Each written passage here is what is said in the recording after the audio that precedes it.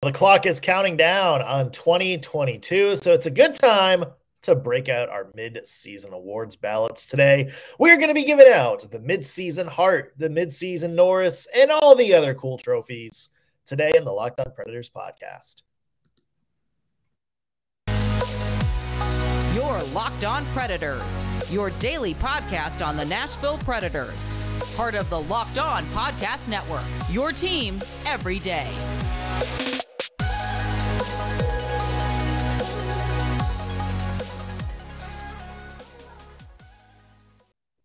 Thank you for making Locked On Predators your first listen of the day. Every single day, we are your free Nashville Predators podcast that's available to you wherever you get your podcast and on YouTube. I'm Nick Morgan. I'm a writer and editor at ontheforecheck.com, and I have a partner in crime. You do. I am Ann Kimmel. I'm a writer and editor at insidethepreds.com. Also want to mention today's show is brought to you by our sponsors at BetOnline. BetOnline has you covered this season with more props, odds, and lines than ever before. BetOnline, where the game starts. All right. Well, the clock is ticking on 2022. Dear God, did that year go by? It's weird. It seems like this year went by at a snail's pace, but also simultaneously just went by like a bullet train. It did. Like there is like the hockey time span where it feels like snail's pace. And then there's like just how time in general went. Feels very different this year. 2022 feels very different. Like the way the season ended in May, the way the season's gone this fall. Yeah, we're just in sort of a quantum place here. Yeah. Time is a fickle thing. It is. It is, as are hockey fans. Yeah. I was gonna say it seems like the Prague season opener was like 3 years ago. Yes, it does. Like the Preds winter class or the outdoor game was like last month or something like that. It's just been just like a giant cluster of time. Yes, absolutely it does. Yeah. All right. So what we're going to do is we have over the next couple of days, our 2022 retrospective. We're going to look back at some of the key moments of the year, maybe reflect on how they're going to translate going into 2023. Tomorrow, we are going to be doing a Preds-centric version where we are going to go through the highlights and lowlights of the entire year of 2022 for the Nashville Predators, which includes the end of last year and the start of this year. We'll make some bold predictions for 2023. But today, though, we are taking it national. So what Ann and I thought we would do is look at the NHL season as a whole so far and give out some mid-season awards. If the season ended today, who would be the Hart Trophy winner? Who would have the Vezina? Who would have the Norris Trophy? And is it going to be the same Cale Makar argument versus Roman Josi again this year? So that is on the agenda today. And it seems like it's just been a kind of a weird year for the NHL. A lot of the teams that we thought were kind of be towards the top are slow getting out of the gate. There's some teams that are at the top that we didn't expect to be there. Some teams that we thought would be good, but maybe not as good as they are right now. It seems like there's just kind of a hodgepodge of a lot going on so far. Yeah, when you look at kind of where our season predictions were and where the rankings are now, I'm not sure what happened. Like the Seattle Kraken did not see that coming. Yeah. Winnipeg Jets, say what? Didn't know what to think about the Dallas Stars. Clearly they've made a point. Like this whole season has felt really unpredictable. And yet when I sat down to do the awards, some of the awards felt very predictable, which I thought was really interesting because when you look at the rankings, you look at where some of these teams are, you would think it would be a little bit more jumbled up. You'd have a little bit bigger pool, but some of these awards feel predictable despite the fact that the season has been absolutely insane. Yeah. So let's get to some of the awards. And I think the first one I want to tackle maybe goes into those surprise teams a little bit. Let's do Coach of the Year, the Jack Adams Trophy. Yeah. Who do you have winning that right now and why? There's a couple people that I went back and forth on.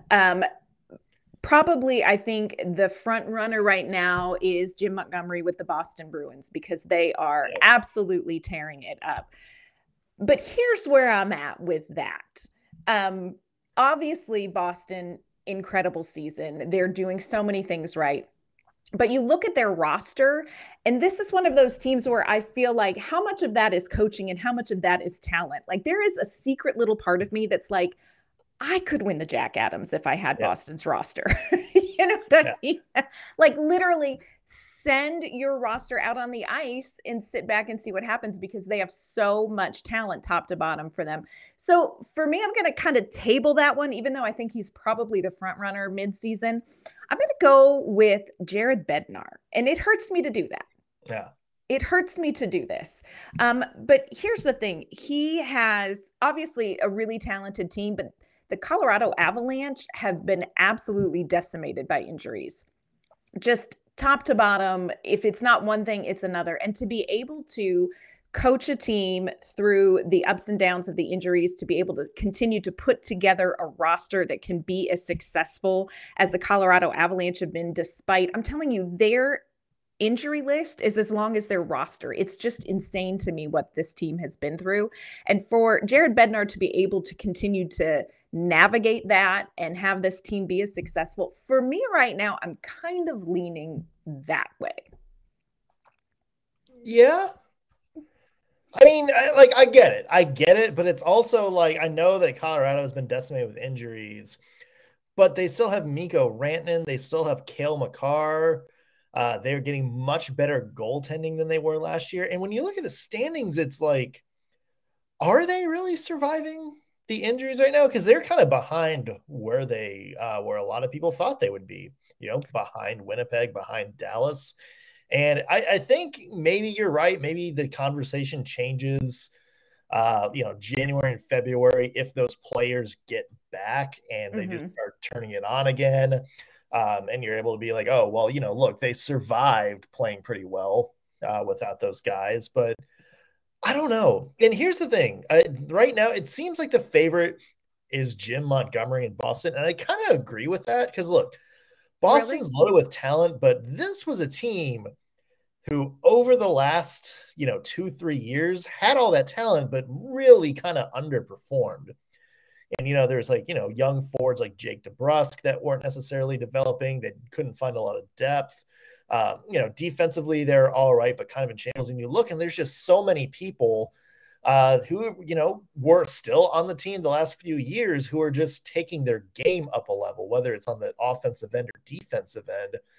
And I think you can't really, and I know it's a boring pick because it's going to be like, oh, it's the coach of the best team. That's who all the generic voters vote for. But at the same time, I think he's found a way to kind of unlock some new stuff with really what was the same Boston lineup as the past few years, and kind of take their gameplay to a whole, new level.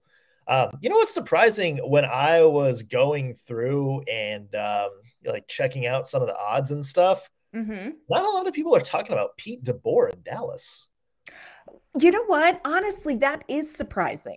That is surprising. I will give you that one because nobody knew what to think of Dallas. I mean, nobody really knew what to think of Dallas going into the season. And I mean, look at Dallas now.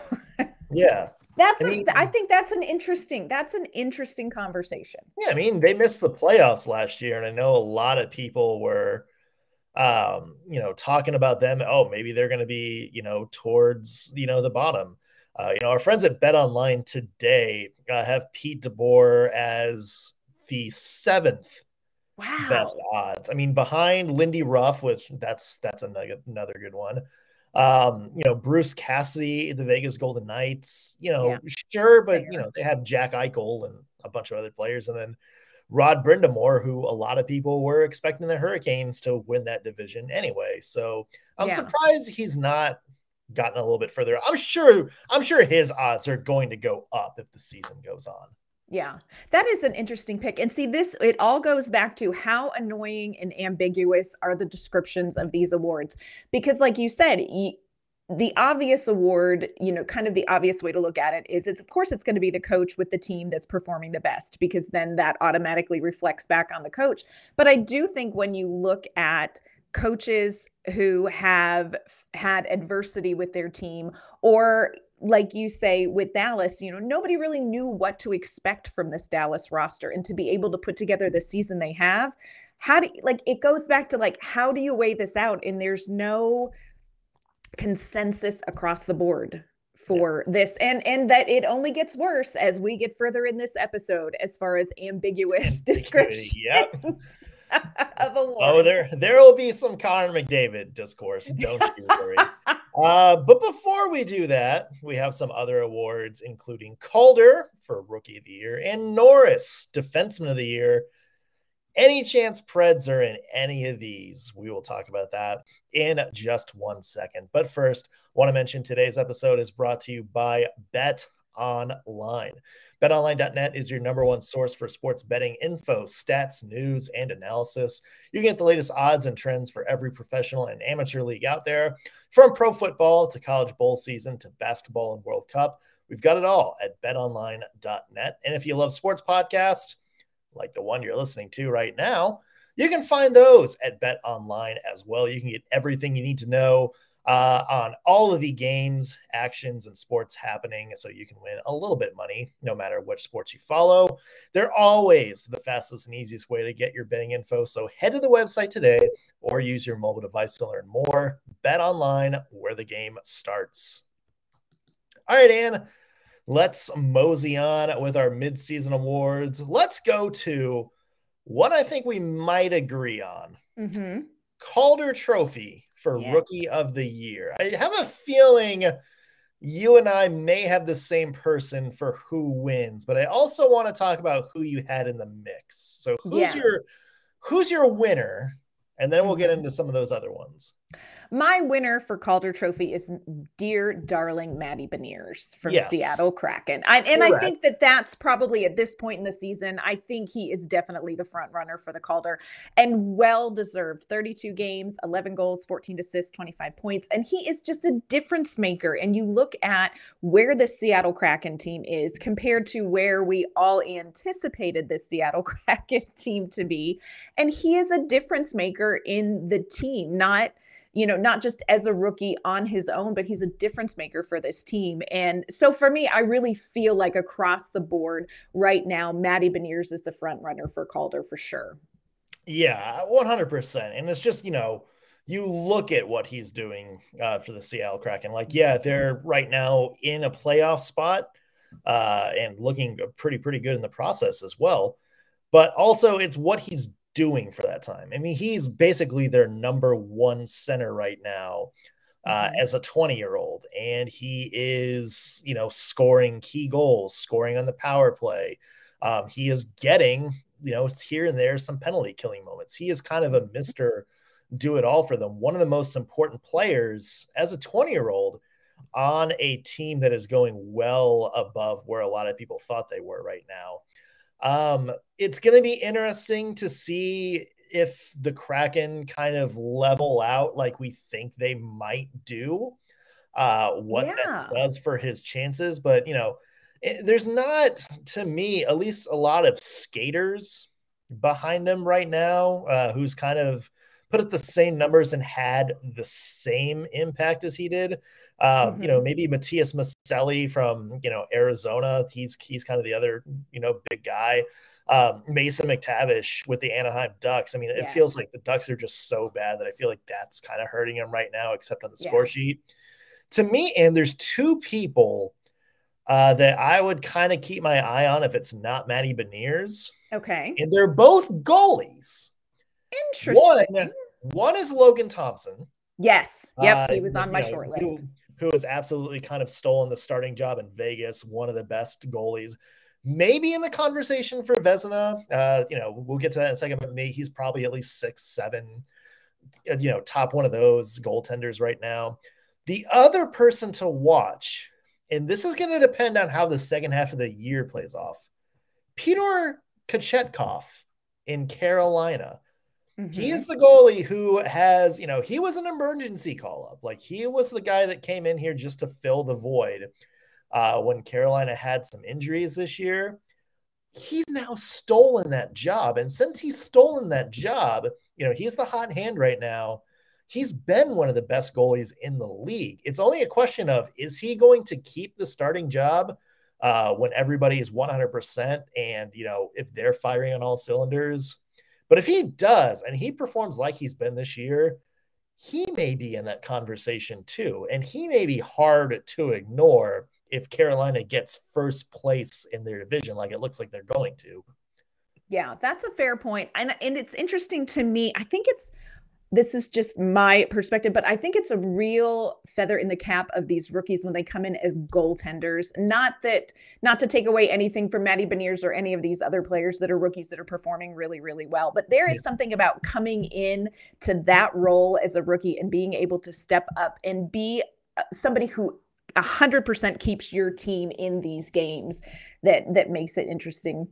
The other player that I did have on my short list was Wyatt Johnston. And I feel like from Dallas, I feel like he's a little bit overlooked because, you know, you've got the Jason Robertson show going on, but he has been a really fun little surprise to watch as well. So I think there's some really interesting rookies in this season that are definitely worth watching.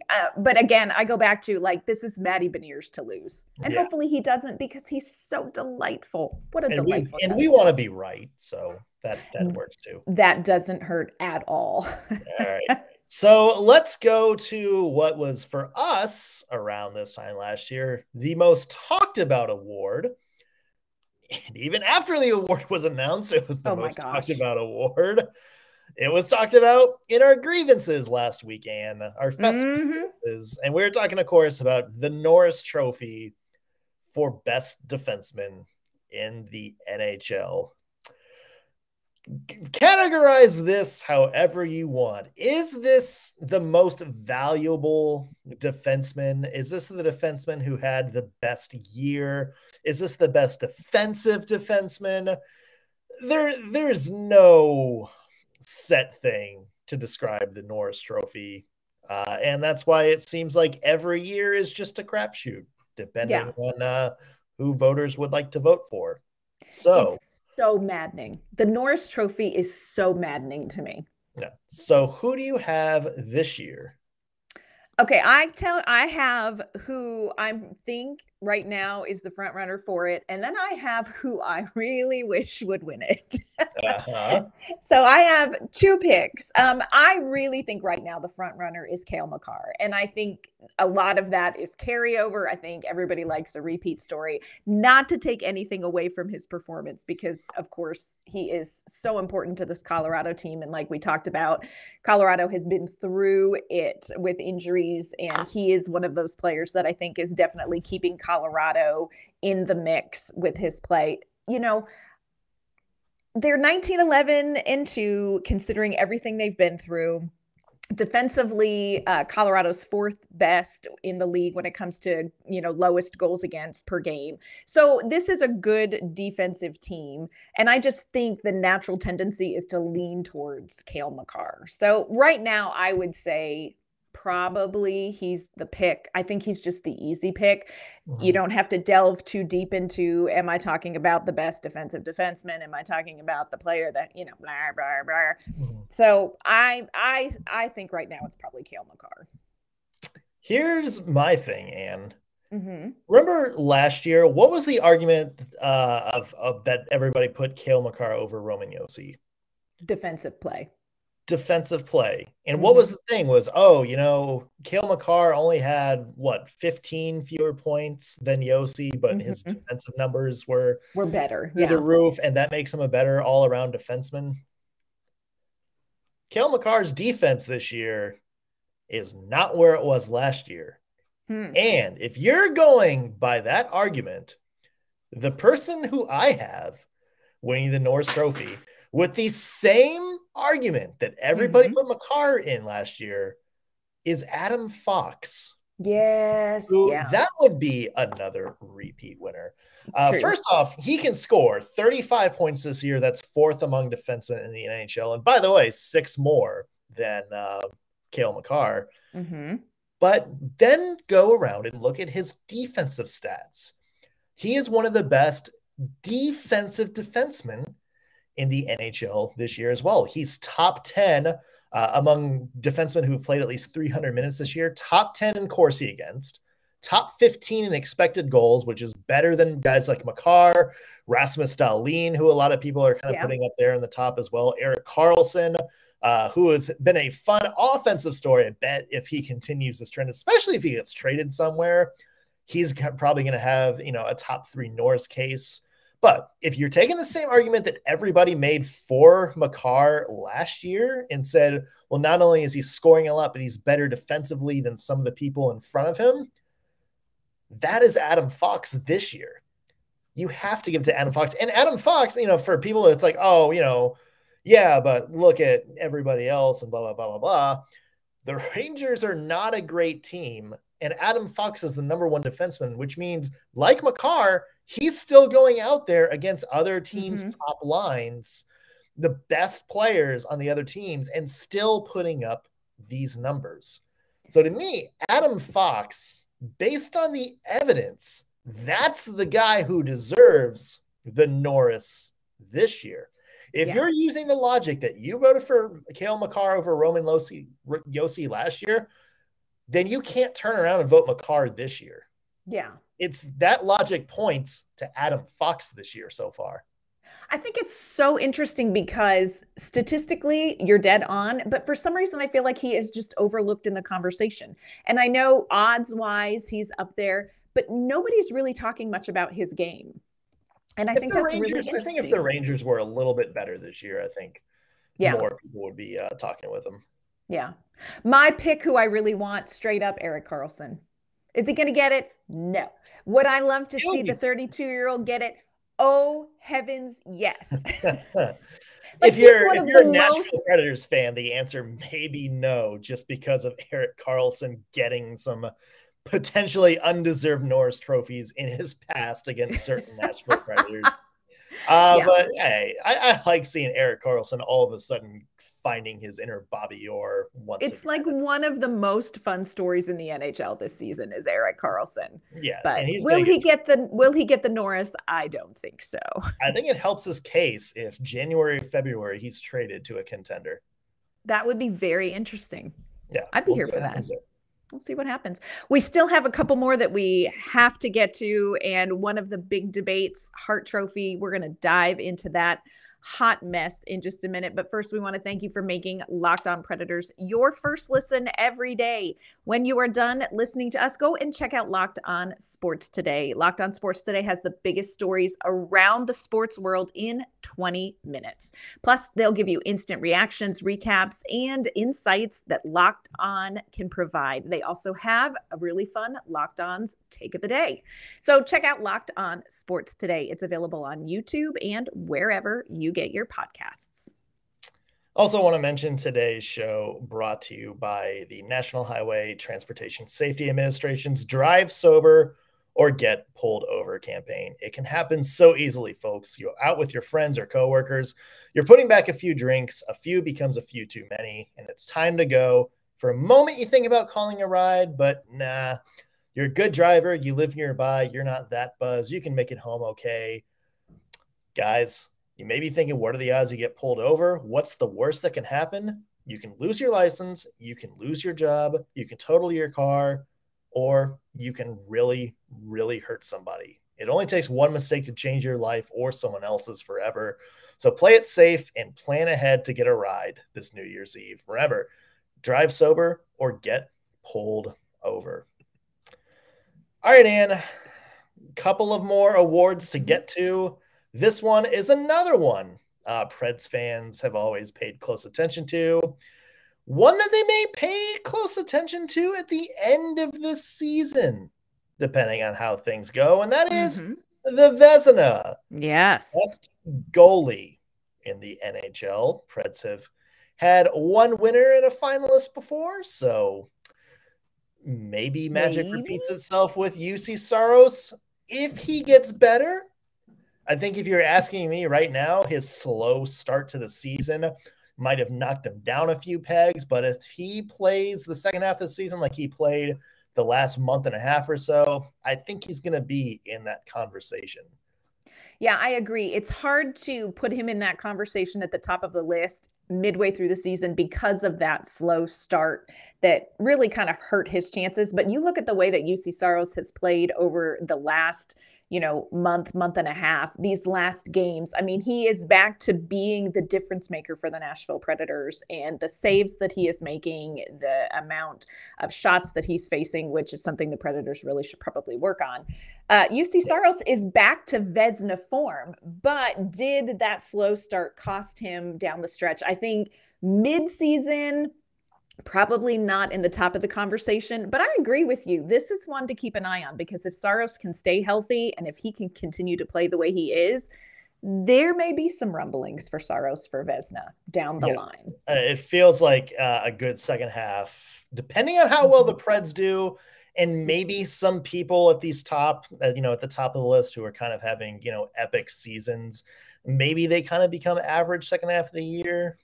Maybe we're talking about UC Saros in that conversation, but who do you have right now, Anne? I went back and forth on this one. I think there's one that statistically is obvious, and that's Linus Ullmark from Boston Bruins. I mean, statistically, he is top of the list, .936 save percentage, 1.94 goals against average. What is that even?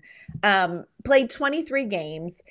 Boston is just absolutely killing it this season, and we've talked about that. But then I go back to and see, Nick, here is where, what do you weigh when you talk about these? He is also playing with a just incredibly talented team. I mean, David Pastrnak, Patrice Bergeron, Taylor Hall, you've got all of these amazing players too. And Boston's just putting together such a complete team that there's a part of me that's like, is it? So I went back and forth. And the other one, and this hurts me a little bit to say it out loud, but I have to wonder about Connor Hellebuyck. Yep. And, it hurts me to say that because he's not, he's not necessarily who I would pick. He's in our division and he's burned us a couple times. But you look at him, he's played 25 games, 16, 8-0-1, .928 save percentage. And he is playing in front of a team that is not nearly as good as Boston. And, he is winning games for them. And so there's a part of me that's like, you kind of have to weigh that out. And if you weigh out, goaltender who is winning games for their team, I think Connor Hellebuyck has to be right in that conversation. You're right. And I went back and forth with those two particular players as well. Mm-hmm. I kind of thought Linus Ullmark was, maybe like you had said, maybe like the Jacob Markstrom of last year, where he's kind of benefiting by playing on a really good team and the defense in front of him is really good. And that is the case. But then when I dug into his stats a little bit, he's put up some insane numbers like save percentage and whatnot. But I went back to naturalstattrick.com and looked up, some of the micro stats. And he's second in the NHL in goals saved above expected, which is like the huge, like the surefire goals, an average play, like an average goaltender would give up. He's making those saves on a level as some of these game-changing goaltenders like Connor Hellebuyck. Mm-hmm. And so, and it's almost like the Andrei Vasilevsky debate from a few years ago, with just because he's on a good team, like a really good team with a really good defense, doesn't necessarily mean he's also not going out there and making game-changing saves as well. So I agree. I went back and forth between Linus Ullmark and Connor Hellebuyck for the same reasons you did. Mm-hmm. I have Linus Ullmark number one right now, just because I feel like his base numbers and his advanced numbers kind of back up the play that he's been the top goaltender this season. If Winnipeg keeps up what they're doing, though, and gets into the postseason, and you're able to say, okay, that is mostly Connor Hellebuyck, maybe that conversation shifts a little bit. Maybe people look at that and say, okay, Ullmark's numbers might be a little bit better, but Connor Hellebuyck carried a team yes, to the Stanley Cup playoffs. Maybe that's where that conversation shifts. Yeah. And I wonder too how much you weigh, we talk about workload. Connor Hellebuyck had the second most games behind UC Saros last season. Is that going to continue? And does that factor in as you get further down the line? Like I think this one, you need a little bit more season to sort of sift it out. But again, it's all in how you look at it. But I think those for sure are the top two right now that it's, barring injury or something dramatic, it's one of those two is going to be in the final conversation for sure. Yeah. All right, let's go to the big one, the granddaddy of them all, the Hart Trophy, the MVP award, whatever MVP means in this NHL. And I got to say, if it's not Connor McDavid this year, something's wrong. Like, something is wrong with the way we vote for MVP if it's not Connor McDavid this year. Because I get it, he is by far the best player in the league, and he really should have won MVP every year from like 2018 to now, except for 2020, which was the year where he missed a bunch of time due to injury, and that was when Draisaitl stepped up. I mean, he was no doubt been the best player in the league, has like the best statistical seasons. Yes. But it just seems like every year, because that's like the boring option at this point, because he's so good, it's almost boring how good he is. Mm-hmm. It just seems like we go above and beyond to look for any reason to vote for anything else. Last year, it wound up being Austin Matthews because of his 60-goal performance. And, they're saying, well, not a lot of people are, scoring 60 goals. And, McDavid's more of a playmaker, and he's got Draisaitl who's scoring a lot. So what did Connor McDavid do? He said, okay, screw that. I'm going to go on an epic goal scoring run. So he's got 30. He's got 30 goals already this season in 35 games. That is by far the most in the NHL right now. He is on pace, Anne, to flirt with 70 goals this year. Like, he is very close to that pace. And it's Connor McDavid, so we know he can do it. 70 goals is something that has not been done since 1993. So if McDavid does that, if you have the numbers that he's putting up this year, like 66 points in 35 games, which is very close to 2 points per game pace, how do you not put this guy on top of your MVP ballot? Think of a reason. Like, there is no logic that you use for any of like the past 5 MVP winners, McDavid included, that wouldn't apply this year. Yeah, no. And I think you are 100% right. Like, as I was looking through this and writing my notes down, I'm like, I don't see how this is even a question. Like, how is it even a question? Except I agree with you in that I think people look for reasons for it not to be Connor McDavid. Is it like, I really think you have to, and I don't know statistically how you can land anywhere else this season, barring, some sort of catastrophic injury that keeps him out for an extended period of time. He is hands down the best player in the NHL right now. Yeah, I don't see anybody that is having a better season that means more to his team than Connor McDavid. And like, for the record, like, I had Jason Robertson number 2 on my ballot. Me too. And I had I went back and forth between Tage Thompson and Linus Ullmark for number 3. Yep. But it's just like, even them, it's like, look, like, eventually it's just like, you got to be like, and I get it. It's like kind of the boring pick at this point, but if he earns it, he earns it. Yeah. Yeah. No, I agree with you. And Jason Robertson was somebody I was like, I can see people making an argument for Jason Robertson, except that I can't. Yeah. You know what I mean? Like, ultimately, when it comes down to it, I just don't see how it's a question. It's Connor McDavid, unless it's not. Exactly. Crazy times, my friend. Crazy times. Well, we want to know what you guys think. Send us a tweet, LO_Predators, or comment on YouTube who you would put on top of your ballots for Vezina, Hart, Norris, Calder, Jack Adams, any of that one. If you want to make a wild Lady Bing guest, be my guest. Go ahead. Right. Give me your best Lady Bing nominations. And as a reminder, tomorrow we are going to be doing our Preds retrospective, where we look at the past year of Preds hockey and look ahead to 2023. It's our final show of 2022, folks, which kind of weird to say out loud, but we've made it. So we look forward to seeing you guys then. And give yourself a plug. Where can people find your work? You can find my work at InsideThePreds.com, and you can find me on Twitter at ANK_Mama on Ice. You can find me at ontheforecheck.com or follow me on Twitter at _NSMorgan. However you're listening to us right now, whether you're watching us on YouTube or listening on your favorite podcasting platform, be sure to subscribe. That way you will always be the first to know when we have fresh content out for you. That's going to do it for us on today's Locked On Predators podcast. Thank you for making us your first listen of the day. We'll be back tomorrow with an all-new episode. We'll see you then.